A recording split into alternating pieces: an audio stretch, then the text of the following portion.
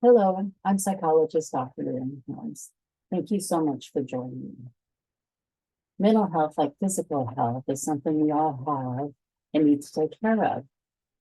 Sometimes people are temporarily ill. Others may struggle with chronic illness. But all of us have a mental and physical health, and there are things that we can do to be more physically and mentally healthy throughout our lives. Today, I will share with you some mental health skills that you can practice and develop related to our thoughts, feelings, and behaviors. After each section, I will review so you can set some goals. The skills related to thoughts. One skill that we want to be able to have is to objectively observe and describe our thoughts. We want to be able to separate ourselves and notice what we're thinking. And so some people like to practice this by imagining the thoughts like leaves on a stream passing by, or clouds in the sky, or and boxes on a conveyor belt. But in this moment, we'll just practice observing our thoughts in this moment. And thoughts aren't just words, they can be images. And so noticing how you're thinking and trying to do that objectively and not judging what you notice. So pausing and paying attention to your thoughts in this moment.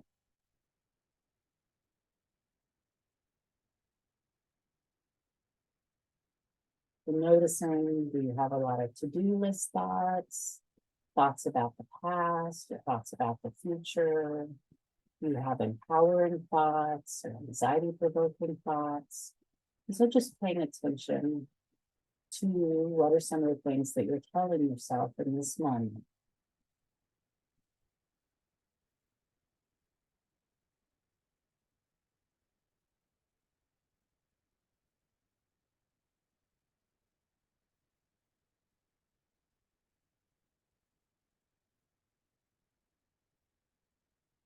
Being able to observe our thoughts will help us when it comes to these other skills too. So another skill related to thoughts is remembering that thoughts aren't facts. So our brain is a thought generator. I can have all sorts of thoughts. I can be driving down the road and look over and see a bank and imagine robbing the bank. I know I'm not going to do that, but it may be that 3 years ago I was watching a movie and somebody robbed a bank that looked just like that bank. I don't have control over what thoughts pop in my head.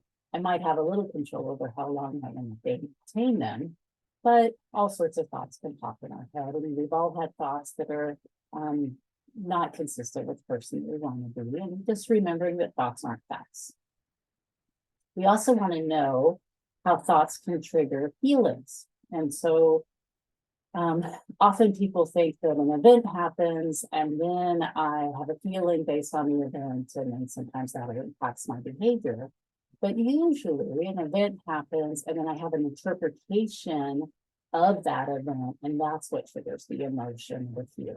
And so thinking about, for example, if I go to the store and I give the lady my money and she pushes the change at me, and I think to myself, what's her problem?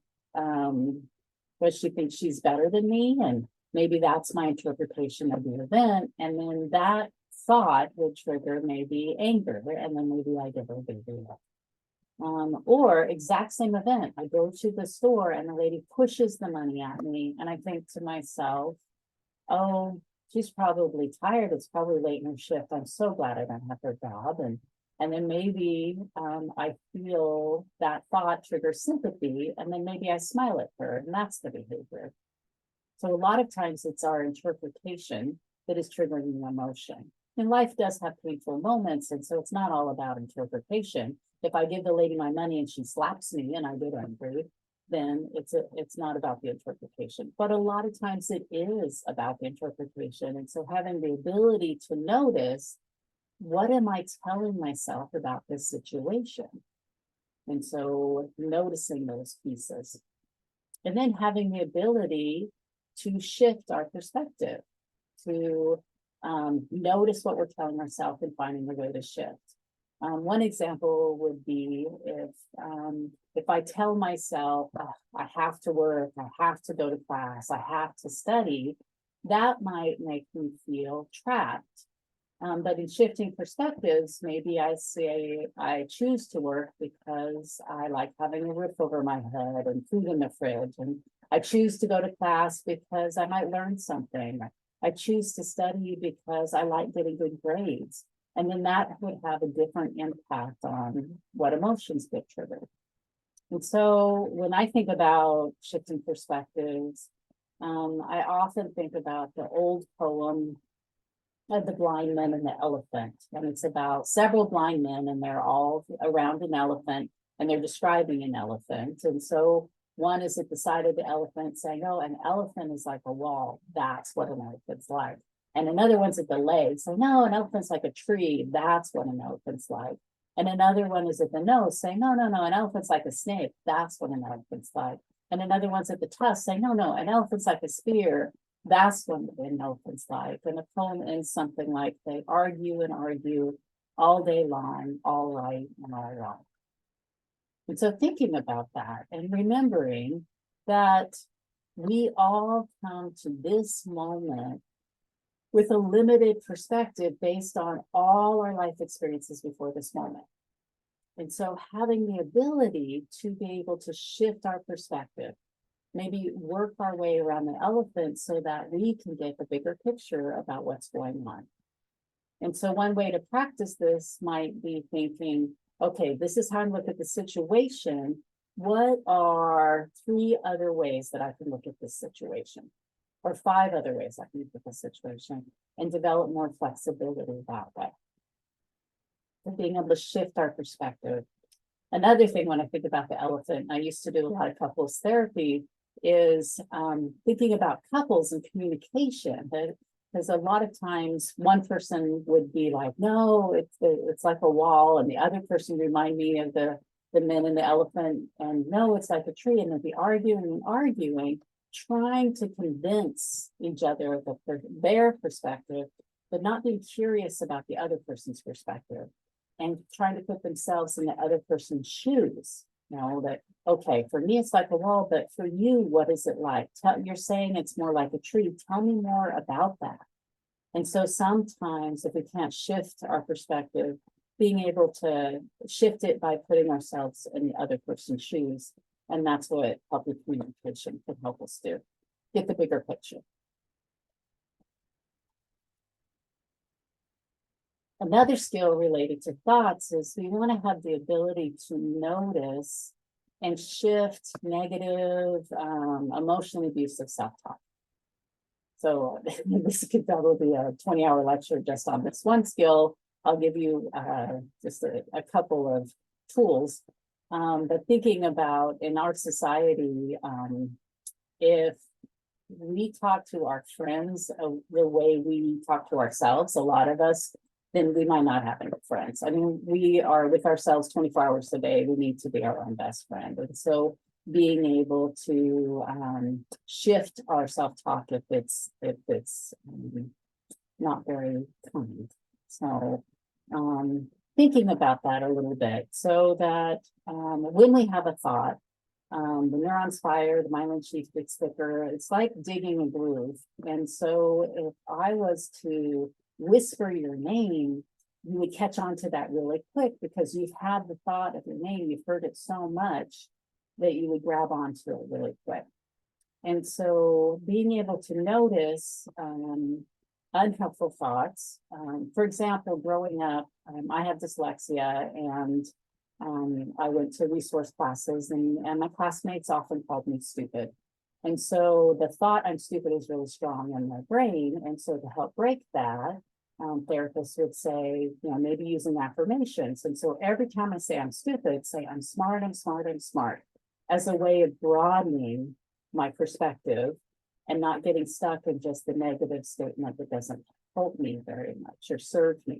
And so it's kind of like if I was to put a pile of dirt and then dig a path in the dirt and pour water, it's always going to go around that one path. But if I dig different paths, then there's more variety there in ways of thinking.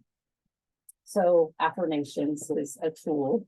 But ant eating is another tool. And so thinking about ants, automatic negative thoughts. And so if I have the automatic negative thought, I'm stupid, I can write that down, cross it out immediately, and then think of 3 alternatives to that thought. Alternatives like sometimes I know what I'm doing and sometimes I don't. I can't be an expert on everything. I like to learn and I just haven't learned how to do this yet. And so writing those things down and maybe picking, some of the statements that I need to tell myself more often. I could start an empowerment journal on my phone and list out some of the things that might be helpful to tell myself more often. So, so shifting, being aware of and shifting negative self-talk. We don't have to know where we learned it to work on changing it, but sometimes that can be helpful. For example, let's say I had an aunt that used to put me down a lot when I was growing up. And so statements that maybe Aunt June said weren't very helpful. And so, or kind. And then later in life, I hear myself telling myself some of those things and being able to say, no, that's Aunt June. I haven't even seen her in decades. She's not going on with, this date with me or this event with me. And so being able to kind of put that in the past and ignore it. I don't need to keep playing her old records. I can just focus on talking to myself like I would a cherished friend. And so being able, in some ways that is another skill, being able to ignore unhelpful thoughts. So sometimes being able to notice and shift them, but sometimes just being able to ignore them. Maybe I say to myself, for example, I can't lift my hand, I can't lift my hand, I can't lift my hand while I'm lifting my hand. And so the thought doesn't have to control my behavior. It could just be a thought. Some people like to notice unhelpful thoughts and imagine, taking them and throwing them in the trash and then moving on. Another skill that we can work on developing is being able to notice where our mind goes and bring it back to the present moment. And so even though I'm working on this video, my mind has left the room several times, and I'm sure as you're watching this, your mind has left the room several times. It's very difficult to stay focused and present for a sustained period of time in the moment. And so being able to notice and then bring ourselves back. Often, if you think about life on a timeline, this moment is not so bad. Sometimes it can be painful, but a lot of times it's not so bad. But people are in the habit of maybe going to the future and they're imagining worst case scenarios. And in this moment, they're practicing anxiety and worry, and or they'll go to the past and they'll think about past mistakes and they'll practice guilt and remorse. And we don't need to be over practicing painful emotions. And so being able to pause and notice where we're at, try to come back to this moment. If we're going to the future and we're planning for something, that might be helpful, but just practicing anxiety and worrying is not so helpful. Or if we're going to the past and we're learning from that, that could be helpful. But noticing and being able to come back. So there are lots of different ways to practice mindfulness. There's apps and videos and groups, and so we'll do just one brief mindfulness exercise. So during the exercise, when your mind goes away, just say, good job noticing to yourself and bring yourself back. It's kind of like when you do a curl with lifting weights, the more you just keep bringing yourself back, you increase your power and your ability to put your attention where you want to put it. And so it's okay to go away, just bring yourself back. And so let's say that I'm having a lot of unhelpful thoughts and I need to get grounded in this moment instead of the thing I'm imagining in the future. So I might focus on my senses as a way to get grounded. And so we'll practice that in this moment. And so take a minute to we'll start with sight. And so notice some of the things around you in this moment, where you're at, what do you see? Maybe describe to yourself some of the things you see, put labels on it. look around.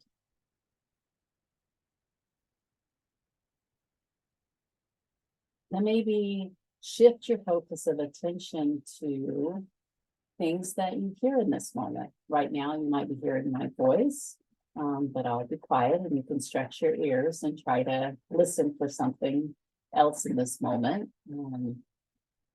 I like to close my eyes, but you can close your eyes or keep them open and observe what you hear in this moment.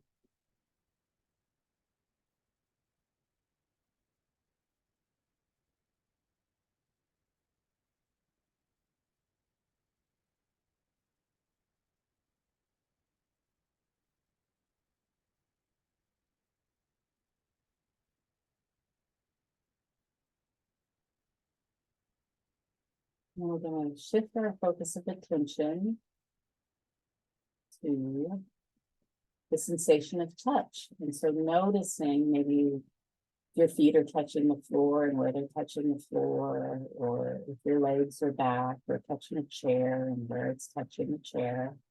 Just observing that non-judgmentally. You're just trying to notice. When your focus of attention goes away, just like good job noticing and bring yourself back to the activity.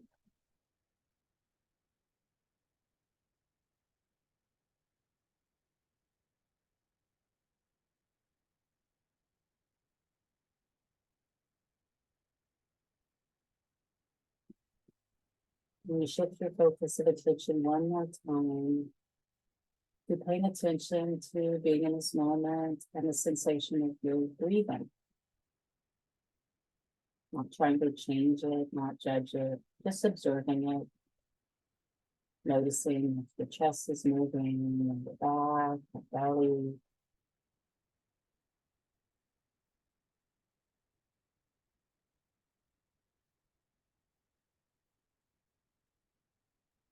Maybe if you're breathing through your nose, you observe when the air goes in, it's a little cooler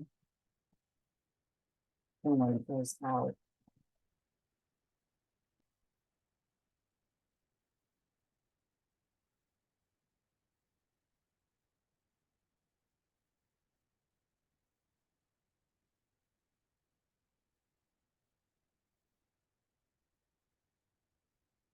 Go ahead and bring focus of attention back to the room. So that's one brief mindfulness exercise that you can practice if you'd like to. So the last thought skill, I think all of these skills are pretty challenging and they definitely improve with practice. But the skill of being effective in the moment, and part of being effective in the moment is being able to accept reality and make effective choices. So sometimes we get distracted with wishing reality that's different.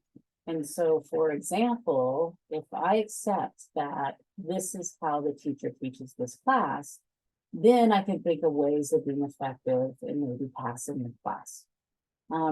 If I think about, well, what if the teacher taught this way, or they should teach that way, or I should have took this class 3 years ago, and if I took this class 3 years ago, this is where I would be now. We get distracted with all those shoulds and what ifs and try to make decisions based on fantasy instead of this is the situation I'm in. How can I be effective with the situation I'm in? And so one thing to know about acceptance isn't approval. You do not have to convince yourself you like it, but being able to know that this is the reality and what can I do, and getting away from all the shoulds and the what ifs. So I'm going to share my screen so that we can review.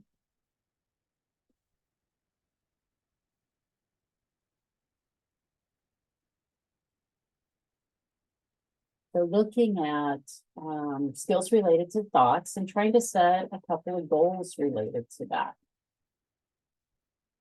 And so the goals can be related to the skills that I covered were being able to objectively observe and describe our thoughts, remembering that thoughts aren't facts, knowing how thoughts trigger feelings, being able to shift our perspective, being aware of and shifting negative, emotionally abusive self-talk, being able to ignore unhelpful thoughts, to be able to notice where your mind goes and bring yourself back to the present moment, and then to be more effective in the moment by accepting reality and decreasing all those shoulds and what ifs.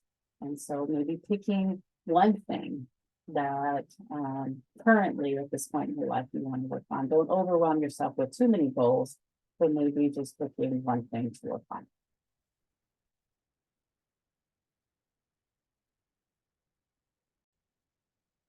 And now we're going to focus on some skills related to emotions. And so a variety of things that we can do and work on when it comes to our emotions. So one skill, we just want to be able to increase our emotion regulation skills. And so emotion regulation is our ability to use our emotions as a resource instead of feeling controlled by them like a puppet. And so being able to use your emotions. And so knowing that they can be a resource. We want to be able to notice our emotions without pushing them away or making them larger than they need to be. When they're too large, they may affect how we perceive things, what we say, what we hear. And so being able to have them and notice them, but also to be able to think clearly. And so not making them bigger than they need to be and not just ignoring them and pushing them away, because they can be a helpful resource that can give us some helpful information at times. So we want to be able to objectively observe our emotions. And so being able to describe our emotions, to observe our emotions. And I'm going to share a list of emotions.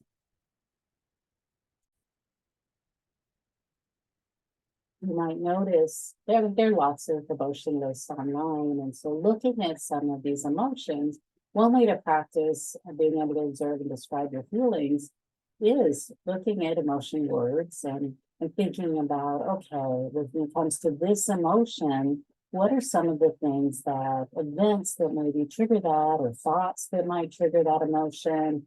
How do I feel that in my body? And so spending time expanding your emotional vocabulary and your awareness for yourself about those different emotions.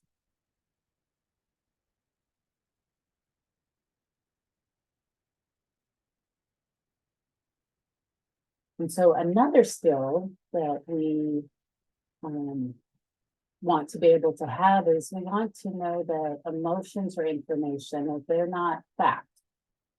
So speaking about emotions as information, for example, fear is a signal that maybe I'm in danger. Fear tells me, there's the information that maybe I'm in danger. But I'm sure that you can think about a time that maybe you were feeling afraid and you weren't actually in danger. And so it can be information, but it's not necessarily a fact. Guilt is a signal that maybe I've made a mistake. It tells me that I have maybe done something that is inconsistent with the woman I want to be.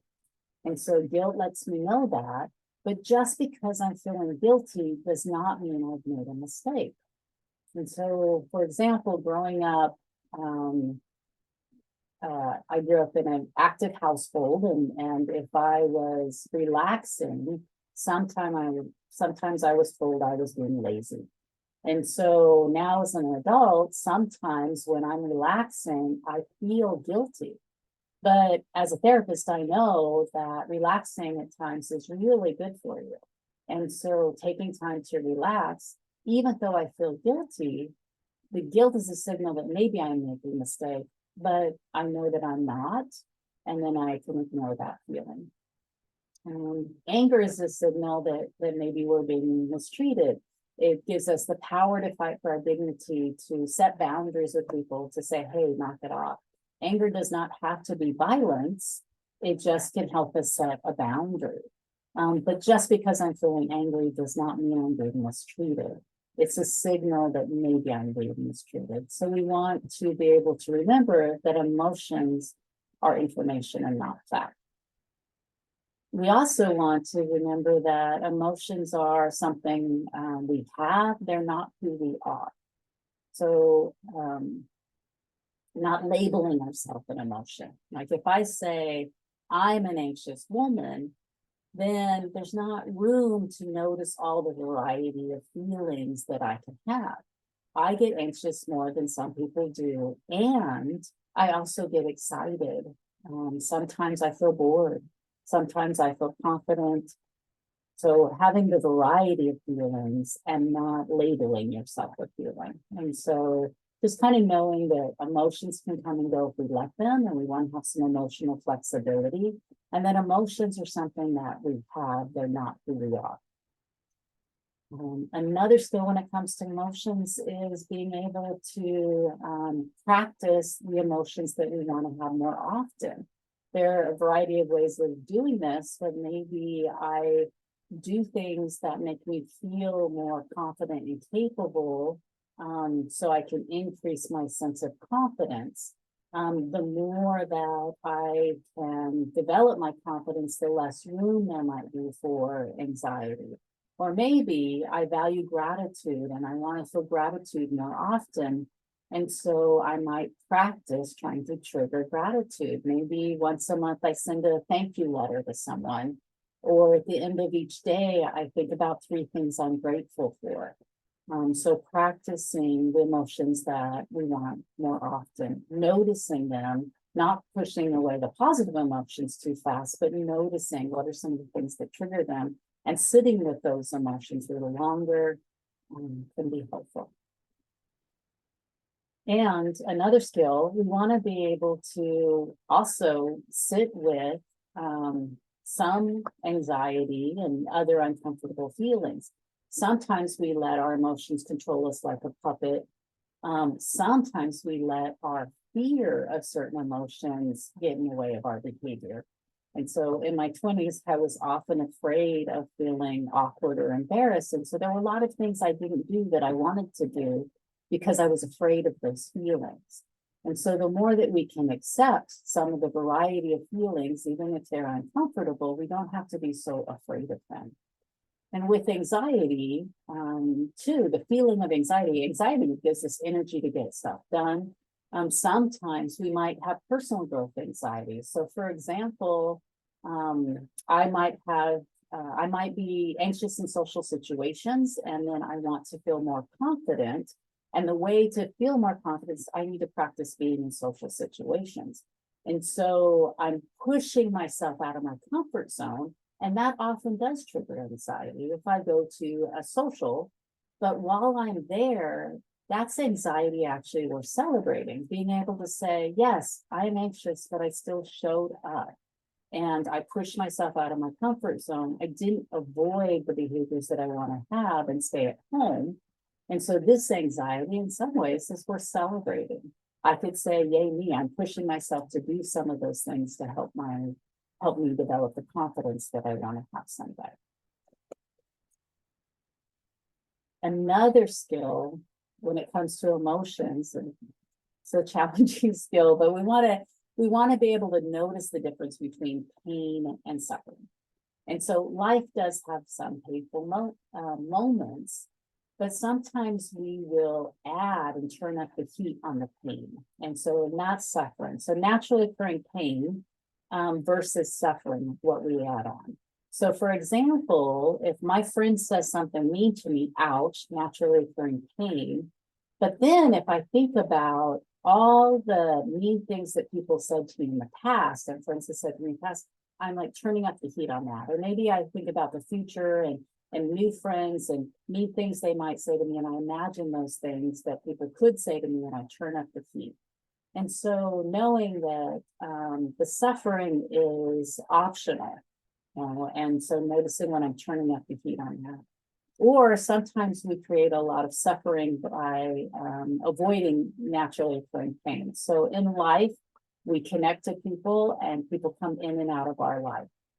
And so the pain of loss is part of life and connection. And so being able to cope with that effectively is really helpful.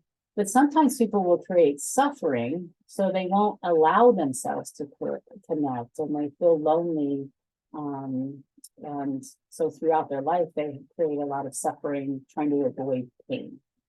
And so that challenge of noticing the difference and trying to decrease the suffering. And then a final skill is being able to increase our distress tolerance skills. And so distress tolerance is our ability to sit with really uncomfortable feelings or situations and being able to deal with that effectively and not do impulsive things to get out of that. And so being able to regulate our emotions and deal with the distress of sitting with some uncomfortable emotions sometimes.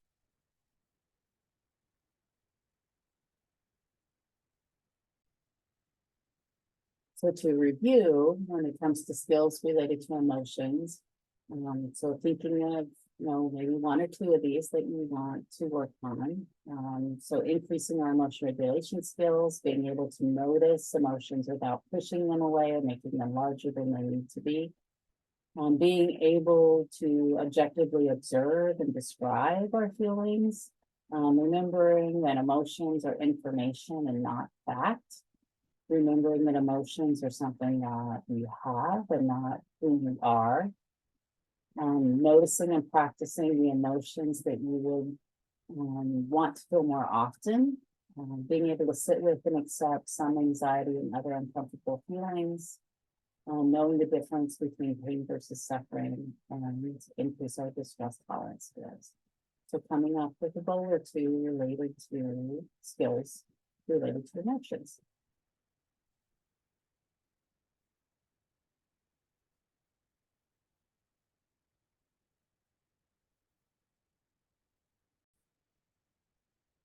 Now I'd like to share with you some skills related to our behaviors. And so one skill, we need to be able to choose our behaviors and not wait for emotions, even though emotions give us energy to act. And sometimes we wait though for emotions to choose our behaviors. And so being able to make the choice based on your values and based on the person that you want to be. And so one thing, like our emotions give us energy to act. And so we want to create some space between the impulse and the behavior. And so creating some space when we have the impulse to act, and then make some choices and choosing to act. And so that could be even a little thing, like maybe I had the impulse to text my friend. If I create some space, well, maybe I remember that my friend's in class and I know they always forget to turn off their phone. And if I text them, then they're going to get trouble in class. And so then maybe I make a choice to wait to do that. And so the skill of creating that space between impulse and action so that we can make effective choices. Another thing is choosing behaviors and knowing that behaviors can trigger the emotions too. And so, and not waiting for the emotion to determine the behavior. So for example, if I wait to feel motivated to exercise, I would never exercise. I exercise because I value being healthy. And so I exercise, and then maybe about 20 minutes, sometimes 10 minutes, while I'm doing that, then I might feel motivated. So having worked with college students, a lot of times they will say things like, well, I didn't study because I wasn't motivated. And not waiting for their motivation, study anyway. Maybe you study because you value getting good grades, or you like to learn, or you don't want to throw away tuition money. And once you start studying, if you're not motivated, maybe you read out loud or do different things to focus on that. And then maybe the feeling that you want, maybe motivation or curiosity can get triggered, but not sitting around waiting for the emotion to determine the behavior. Another skill when it comes to behaviors is being able to take accountability. Taking accountability for our part of things, taking accountability for our behavior. when we take accountability for our part in things, then that could actually be very empowering. If I look at what I have done and look at the consequences objectively, trying to observe this behavior led to this consequence. Now, if I don't like this consequence, I can work on changing this behavior and have different consequences in the future. And so to do that, though, I have to take accountability for my behavior. It's about empowering myself so I can change that behavior, knowing I have behavior, it's not all of who I am, but being able to say, okay, I own my piece in this. Some of the things that get in the way, the roadblocks to accountability, and the way of being able to take accountability. One major roadblock for some people is that they trigger shame. As I said earlier, guilt is a signal that maybe I made a mistake. Well, shame, when we're feeling ashamed, sometimes we tell ourselves, I am a mistake. I am bad. I'm a bad person. I'm a bad child. I'm a bad parent. And when we label ourselves bad and we trigger shame, it actually shuts us down and decreases our ability to objectively look at our behavior and work on changing our behavior. And so shame is a roadblock and trying to get away from that. Instead of calling yourself names and saying you're a bad person, pausing and saying, what is the behavior that I had that I want to change, that I can work on and have different consequences in my life? And then a couple other roadblocks to accountability is minimize, denial, and blame. And so, for example, if I say something mean to a friend, that behavior is not consistent with the person I want to be. And so if I own it, take accountability, I have to work on changing it. And why did I do that? Well, maybe I didn't get enough sleep the night before, and my fuse was a little short, or I didn't eat enough earlier in the day and my fuse was a little short. And so I can work on changing that. Owning it, then I can change it. But if I minimize would be like, oh, it wasn't that bad. Denial would be like, oh, I didn't even say that. Blame would be, well, she shouldn't have said that thing to me. That's why I said it. And so minimize, denial, and blame are roadblocks that get in the way of us taking accountability and changing our behavior so they're more effective. Another skill is we want to be able to choose behaviors that are consistent with the person we want to be. So in life, any behavior, there's going to be people that agree with it or disagree with it. And so being able to have the ability to choose, is this behavior consistent with the person I want to be? So for example, maybe I smoke a cigarette and somebody thinks, oh, that's great, smoking's fine, let's go have a break together. Or other people might be like, oh, smoking's really bad for you, you shouldn't do that. For me, because I value being healthy, if I'm doing that, that's not consistent with the person I want to be.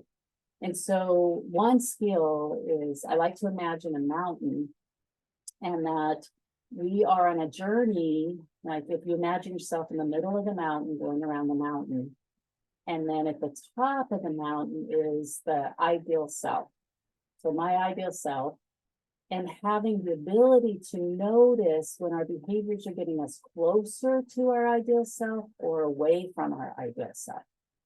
And so having the ability to ask ourselves that, is this behavior getting closer to that ideal self or further away from the ideal self? Now, we're never going to get to our ideal self because this changes with the journey. I mean, what your ideal self looks like now is different than it looked like 5 years ago, and it'll be different 5 years from now. But having the ability to notice when we're choosing behaviors that we get away from that and choosing behaviors that get us closer to that.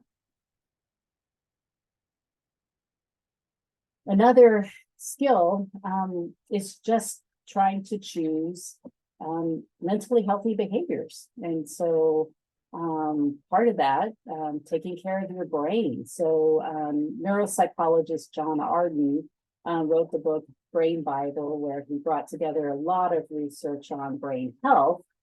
And he's wrote several books, but he says remembering some of the pieces when it comes to brain health, he uses the acronym SEEDS, so SEEDS. And so the things that can be helpful for your brain include social engagement, exercise, education, diet, and sleep. And so setting goals related to those aspects. And so social engagement, face-to-face interactions give the brain a workout in a way. So, and decades of research have shown that people with strong social support systems live longer, are happier, and are more cognitively astute. So, exercise. So, exercise can be a powerful antidepressant, anti-anxiety agent. It can help boost mood and confidence, a sense of mastery. Also, when we exercise, it's an opportunity to practice mindfulness and participation in team sports or an exercise class can provide us sometimes with an opportunity for social engagement. So, get two birds with one stone. So, education. So, learning new things is good for your brain. So taking a class, learning new information, learning a new skill, reading, learning a new language or how to play a musical instrument, learning, how to move your body in a new way, like playing a sport or taking a yoga class or dance or Zumba. There's lots of different ways to learn things. Diet. So just thinking about what's good for your body is good for your brain, and what's bad for your body is bad for your brain. And so what you eat and drink and how often and how much can have a big impact on your ability to learn and to focus and to regulate your emotions. And last but not least of the seeds, sleep. So for brain health, most people need 7 to 9 hours sleep a night.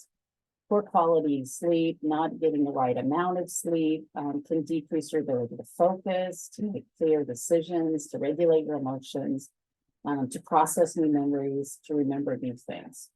And so there are a variety of goals you can set for yourself related to seeds. I mean, you can join a club, take a class, try a new hobby, travel, work on better eating or sleeping habits, give yourself a bedtime.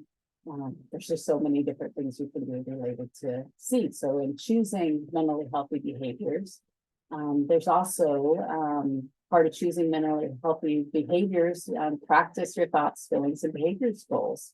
Maybe practice mindfulness and meditation. Take time and spend time in nature. Increase stress management and other coping skills. And so these are things that you can do to impact that. So I'm going to share the screen so we can set some goals related to behaviors. So behavioral goals, one, being able to work on choosing your behaviors, being able to take accountability for your behaviors and decreasing some of those roadblocks to accountability, choosing behaviors consistent with the person you want to be, and choosing mentally healthy behaviors. And there's so many different goals you could set when it comes to the seeds or other mentally healthy behaviors that you can do.